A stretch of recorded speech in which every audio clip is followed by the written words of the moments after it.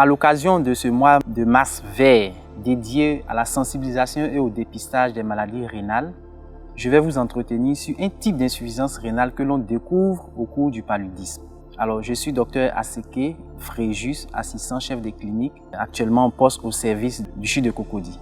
Qu'est-ce que c'est que l'insuffisance rénale? L'insuffisance rénale aiguë est une baisse brutale de la capacité du rein à nettoyer, à filtrer les déchets métaboliques ou azotés de l'organisme. Et donc, au cours du paludisme, à un moment donné, lorsque la maladie évolue, on parle de paludisme grave ou paludisme avec ses complications.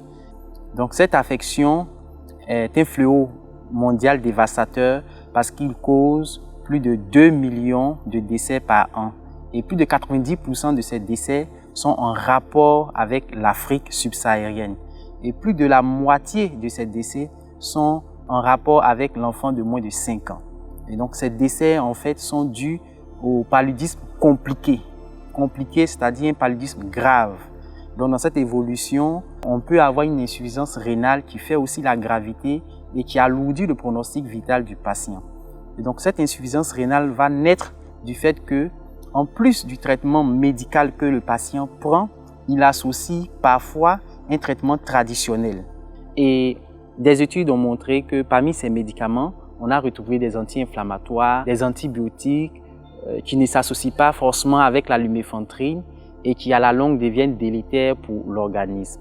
Et donc dans l'évolution, le patient va développer une insuffisance rénale du fait donc des lésions que ces médicaments vont entraîner au niveau du rein, parfois même au niveau du foie. Pour prévenir cette affection, il va falloir que la population sache que devant tout signe tel qu'une fièvre, des maux de tête, des vomissements, qu'il aille consulter et ne pas se donner à une automédication.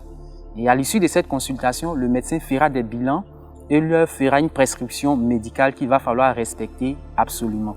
On a également retrouvé une tradithérapie, c'est-à-dire un médicament traditionnel, qu'il soit pris par la voie orale, par voie rectale ou par voie cutanée. Mais à la longue, ces médicaments également peuvent impacter le rein dans leur fonctionnement.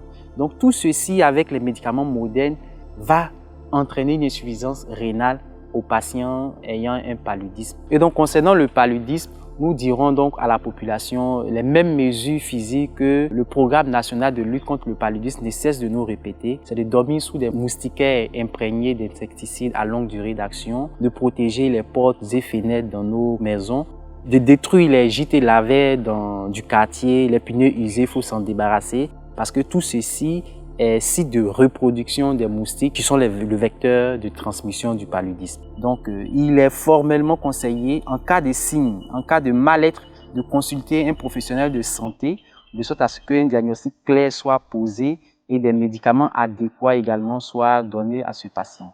Donc, voilà en gros ce que je voulais vous rapporter sur cette insuffisance rénale en rapport avec le paludisme. Je vous remercie.